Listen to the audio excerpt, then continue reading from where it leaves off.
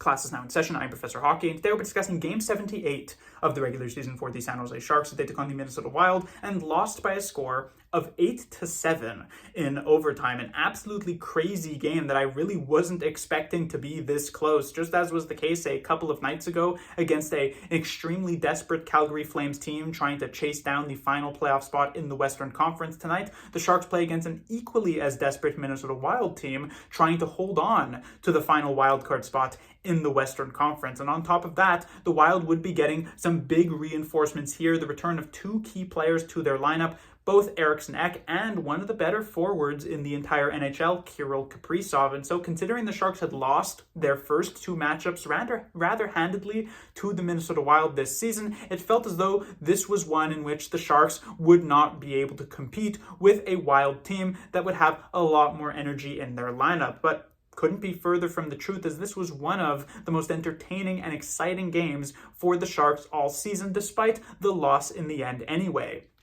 And it starts off with a Tyler Toffoli goal in the first period. This feels like forever ago at this point, but that was his 29th of the season. Oh, so close to that 30-goal mark. This came about 12 minutes into the first period. And prior to that, while I wouldn't necessarily say the Sharks were the better team, they actually were looking rather competitive, going back and forth with Minnesota. It was going pretty well to start off. But once this Toffoli goal was scored, that seemed to be the wake-up call that Minnesota needed, as they just completely took over the final few minutes of this first period. The Sharks were just attempting to hold on, icing the puck constantly, but Minnesota would add two goals for themselves, one from Johansson, one from Faber, and it was a 2-1 Wild lead after 20 minutes. The second period would then begin with a Macklin Celebrini goal, his first point of many here tonight. That tied it up at 2. Then Eriksson Ek would restore the lead for the Wild to make it 3-2, and then Carl Grundstrom would tie it up at 3. A bit of chaos that he was managing to take advantage to on the ice. There was a cross-checking battle between Liljegren and Eriksson Ek in front of Sharks goaltender Alexander Georgiev. Perhaps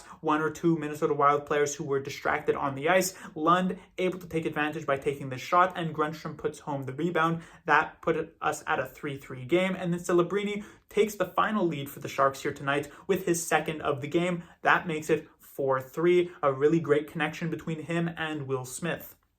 At this point, however, the Sharks get into some penalty trouble, and as we know, their penalty kill has been in free fall as of late and is only going to get worse moving forward here with no more Colin Graf on the roster, something I'll get into a little bit later. And so the Sharks, they give up a power play goal to Kirill Kaprizov, who ties the game at 4, and then in the dying seconds of the second period, they give up another power play goal. This went to Eriksson Ek, and that makes it 5-4 heading into the third period. And at this point, the Wild, they have the 1-goal lead. They're the much more desperate team who does have something to play for, really trying to secure their playoff spot, compared to the Sharks, who don't really have much going for them. The final road trip of the season, they don't have a ton to play for. It felt as though the Wild would kind of just close this game out, and with how the third period started, it seemed to be going in that direction. Eriksson Ek would score a hat trick, and then his fourth of the night as well, to make it 7-4 just a couple of minutes into this third period. And again, it seemed as though that would do it for the night, but Kovalenko pretty quickly is able to actually respond. That brings the game to within 2, and the Sharks do not go away quietly. Their young players, as they have been doing all season long, having to do the dirty work here, they step up in a big way. It is Celebrini completing the hat trick. That makes it 7-6, and then with less than a minute to go, with the goaltender pulled, it is Will Smith on a beautiful shot who scores, and this ties the game up at 7. And it also completes the 5-point night for Celebrini, including the hat trick, and a 4-point night for Will Smith, both of those being career highs for both of those players. And they would start in the 3-on-3 overtime for the Sharks, Celebrini and Smith on the ice, and they would get first possession, which of course is of utmost importance in the overtime. But after a little bit of a give and go, they'd end up giving it away. Wild come back the other way. They pass between the neutral zone and the offensive zone, as you see time and time again in the 3-on-3, and eventually they set up their own play, and Kaprizov does not miss to make this an 8-7 victory for Minnesota, leaving the Sharks with just 1 point, which is not really a positive thing, but nobody can deny that this was one of the most entertaining games of the season, and you certainly cannot hate the amount of production and the really glimpse of the future that we saw from the Sharks' young rookie players. Moving on to this standings update, with this 1 point picked up, the Sharks now move up to 51 on the season with 4 games remaining on the schedule. Meanwhile, Chicago, while they did not play here tonight, they played yesterday with a regulation loss to the Pittsburgh Penguins, so they remain at 54 points. So the gap between them does narrow slightly. Again, Chicago does hold the tiebreaker here, and so the Sharks are in a position now where they would have to win 2 of their remaining 4 games to actually pass Chicago in the standings, assuming the Blackhawks were to lose every single one of their games remaining on their schedule, which I wouldn't say is a fair assumption to make. While they played very poorly yesterday against Pittsburgh, their next matchup is against a pretty weak Boston Bruins team, so it is certainly possible that they could pick up a victory. But even if they do not, the Sharks' schedule isn't that easy. Over their final 4 games, they will face Edmonton twice, and Edmonton did get Connor McDavid returning to the lineup here tonight, so that's not going to be an easy matchup either. McDavid is still the best player in the league. They face off against Calgary, who, depending on how some results go over these next coming days, could still be very, very desperate for a victory at that point. And then a matchup against Vancouver, which could likely be a little bit closer because the Canucks don't have much to play for either, but we shall see. But right now, 2-2 would be a .500 record to finish out the season. I'm not quite sure if the Sharks will be able to do it, but that does go to show that first place is not quite locked in just yet. Moving on to the players to talk about, we have the legendary top line here tonight of Macklin, Celebrini, Will Smith with Kovalenko. So he does manage to maintain his spot on this top line, even though Toffoli did return to the lineup here in this game. I thought he would end up taking the top line spot. Maybe Kovalenko would find himself on the second line, but not the case. I guess Warsofsky was happy with what he saw from Kovalenko in that Calgary game. But even though Kovalenko did play solidly, which I'll get to a little bit later, obviously the 2 players who do steal the show, it is Celebrini and Smith. Just outstanding nights for both of these players. And it's quite interesting because this was on a pretty big stage. This wasn't just any normal regular season game, but as you get down to these final couple of weeks of the season, some of these games really have some massive playoff implications. And so there were Calgary Flames fans watching this one, hopeful that the Sharks would be able to pick up the win to help them in their playoff race. As I mentioned earlier on, they're chasing down Minnesota for that last wild card spot. But also Vancouver Canucks fans were watching this game because they needed the Sharks to pick up a regulation victory to keep their playoff hopes alive. And so, with a lot of eyes on the game here tonight, both Celebrini and Smith absolutely dazzle. 5-point night, first career hat trick for Celebrini. Smith all over it as well. This duo was just absolutely outstanding, and this is not an easy game. The Minnesota Wild are usually, at the very least, known for some really solid defensive play. I thought with a 3-goal lead, they'd easily lock it down. They've got some big names on the back end. No Jacob Middleton here tonight, former San Jose Shark. He was injured, but they have their captain, Jared Spurgeon, who is known to be really solid. Jonas Brodin, of course, as well. And one of the best young defensemen in the entire league, Brock Faber, who many people will know, having made a name for himself, sort of, with his close Calder campaign last year against Connor Bedard, but also his incredible play with Team USA at the Four Nations face-off this season. And he got a lot of tough matchups against Celebrini and Smith, and those two were able to take advantage, were able to beat him multiple different times. This connection between Smith and Celebrini on that second goal from Celebrini, the 4th of the game, was just absolutely incredible. They had so many of these plays. Smith also showcasing his great shot on this game-tying goal that made it 7-7. So there's really nothing bad that you can say about either of these two players. To start off more specifically with Celebrini, these 5 points now give him 62 on the season. This is still second in rookie scoring, a bit behind Lane Hudson, who has already kind of engraved his name on the Calder Trophy, unless Celebrini has an even crazier final 4 games. I guess if he has 4 more 5-point nights, that could change. But right now, it's hard to imagine that could end up being the case. But to contextualize with maybe some previous Calder victories, taking a look at just last season, Connor Bedard, the first overall pick from 2023, won the Calder Trophy with almost 80% of first place votes. He had 61 points in 68 games.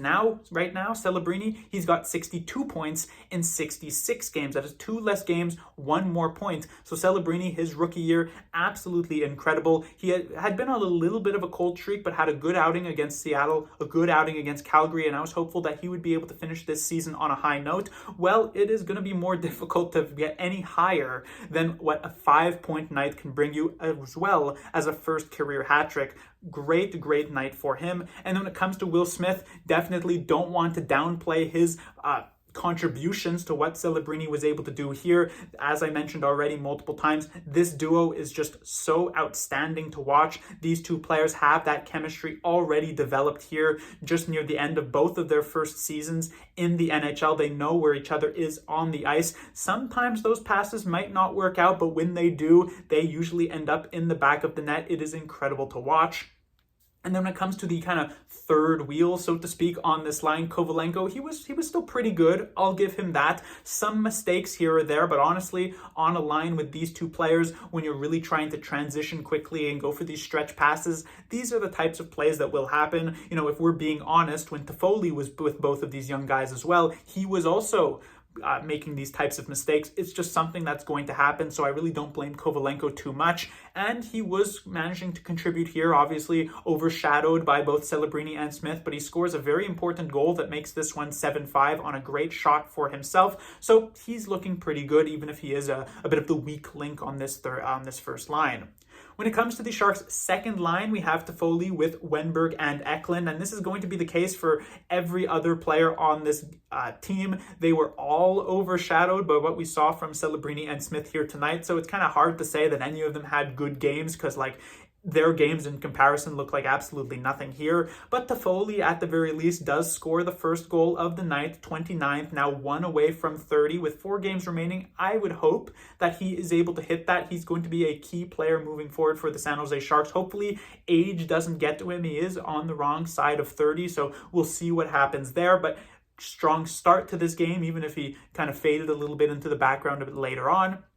When it comes to Alex Wennberg, on the other hand, a bit of an awkward night for him. If we go back to that Calgary game a couple of nights ago, he started it off pretty strong, but then he had that huge giveaway that led to the Coronado goal, which ended up being the game winner on that night. And then for the rest of the rest of that game, the last 4 or so minutes, Wennberg just looked very off. His confidence was completely shot. And here tonight, I don't think he was as disastrous as those last 4 minutes, but he really didn't rebound as much as I thought he would. This is a veteran guy who I thought would be able to brush that off, and yet he still looked somewhat shaky. It is possible there is some sort of injury ailing him, but for instance, his play on, I believe, the third goal here from Minnesota, the first goal from Eriksson Ek, was just a really bad giveaway along the boards, and while Henry Thrun certainly did not help him even remotely so, it is still a mistake from Wennberg, so not the greatest night for him. And then William Eklund, it was one of those games in which I don't think Eklund was particularly bad. I don't think he was particularly good, heavily overshadowed, as I've already mentioned multiple times, by Celebrini and Smith. He was just kind of all right. When it comes to the Sharks' third line, we have Gregor with Ostapchuk and Lund, and I guess this is the perfect time to talk about Colin Graf, who is obviously quite conspicuously missing from the Sharks lineup. As I mentioned earlier on, not going to have him on the penalty kill for pretty much the rest of this season, and that is because not of an injury or anything like that, but he actually got sent back down to the Barracuda. Now, I would imagine that this is not performance related, because Graf had actually been playing rather well, and if Graf is the one sent down over a guy like Noah Gregor being put on waivers, I'm going to rip my hair out. This seems much more of a situation where the Sharks are very understanding of the fact that Graf is going to end up with the Barracuda by the end of this season anyway, which is just in a week's time at this point. And because the Barracuda, while they are probably going to make it to the playoffs, you want to secure it, you want to end the season on a high note, that would probably be the reason for why Graf is being sent back down. While this did catch me by surprise, I don't hate the move. It doesn't upset me that much. I guess it kind of makes sense. It also allows a player like Kovalenko to maintain his spot in the lineup, maybe get Klim Kostin a couple of games here down the stretch. We shall see, but it is a huge loss to the Sharks' penalty kill for sure. That already wasn't very good. But getting back to this third line, Gregor with Ostapchuk and Lund. So Ostapchuk swaps with Dellandrea, a chance here on this third line. And what does he do? Well, he certainly isn't bad. I'll give him that. He doesn't really do much of anything, but at least he wasn't a massive liability on the ice necessarily. So I guess that's kind of a positive. When it comes to Cam Lund, he also wasn't a huge liability, which is an improvement over these last couple of games. He also manages to make the play that leads to this Carl Grundstrom goal, the third one of the game for the San Jose Sharks, and I believe he should pick up an assist on that goal. So that would be his first career assist here in the NHL. So congratulations to him. And then when it comes to Noah Gregor, there were maybe one or two moments here tonight where he did, as per usual, showcase his speed, but really not much else past that. And then when it comes to the Sharks' fourth line, we have Grundstrom, Dellandrea, and Goodrow. Goodrow did have one really good chance in front. They couldn't manage to get it past Marc-Andre Fleury, but that's pretty much as we could possibly hope for in any single game. Even just like a single high danger chance is better than what we usually get from anyone in the bottom six. Then when it comes to Dellandrea, not exactly doing ton, but then Carl Grundstrom scores this goal, actually came pretty close to scoring a second goal as well. He is a player who maybe hasn't necessarily been playing outstandingly for these last few games, but you have seen him manage to get like a few decent chances in some of these last few, so that is a pretty good thing for him. He is under contract, if I'm not mistaken, going into next season, so the Sharks will have him around. We'll see if he manages to actually get himself a lineup spot going into the next year. Now moving on to the defensive players for the Sharks, we have the top pairing of Ferraro and Liljegren. The big news here tonight for Mario Ferraro, he does leave this game with an injury, blocks a shot right near the end of the second period, actually right before this second Eriksson Ek goal is scored on the power play. He would not return for the entirety of the third period, nor for the overtime. Obviously, I have no way of knowing what is wrong here. This could be a situation where he's just kind of stung by the puck and he just needs some ice and a little bit of time off and he'll be ready to go for the next game. Or perhaps he's got like a broken toe or foot or ankle or sprain or fracture or whatever the case may be, and he ends up missing the rest of the season. There's only 4 games left, but it would still be a pretty big loss.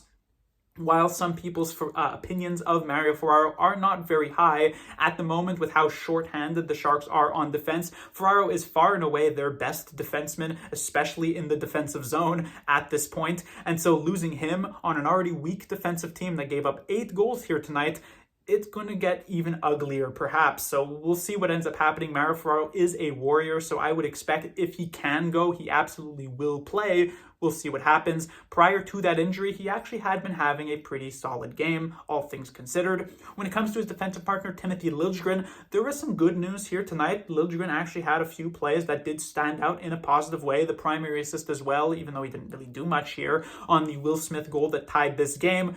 But as per usual with Liljegren, there are always these few moments that stand out in a really negative way. His performance on this Kirill Kaprizov overtime game winner, just losing his position despite obviously being a little bit tired here, was not very good. And then he had that very bad giveaway from behind the net where he just wildly rims this puck up the boards with no Sharks players in sight that is easily picked off by the Wild. That's one that doesn't reflect very well onto him. And so he is able to kind of compensate with some good plays to his bad plays, but I'm not sure if it always evens out quite all that much.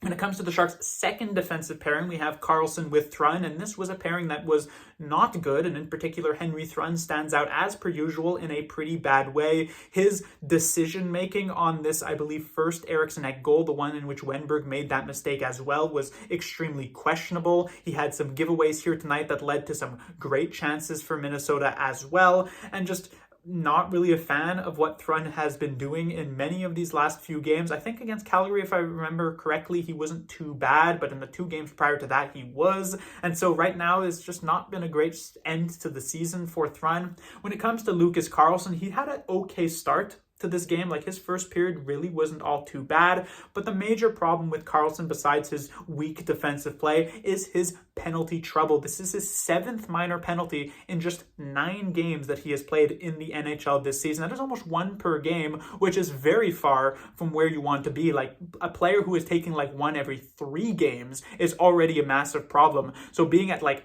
80% or so is just very, very bad. Karlsson, this is something he's absolutely going to have to clean up if he even remains in the lineup in the first place moving forward for the Sharks. He probably will, I imagine, if Ferraro is out long term, but we also know that both Desharnais and Jan Rutta are somewhat close to returning from their injury, so we'll see what happens on that front.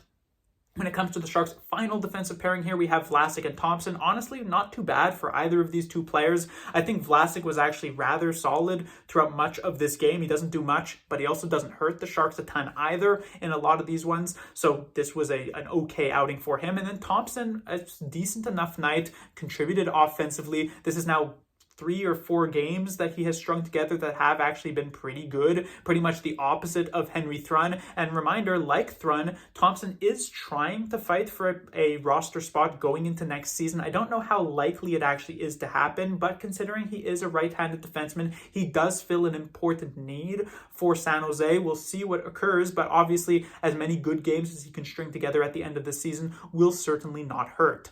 And then finally, we have the Sharks goaltender, Georgiev. Usually the joke is, oh, Forgiev, he lets in 4 goals, ha ha ha ha. Well, Georgiev doubles up on that, letting in 8 goals here tonight, making up for some of the previous games this season in which he didn't quite hit the 4-goal mark, like against the Anaheim Ducks a few games ago, where he only let in 3.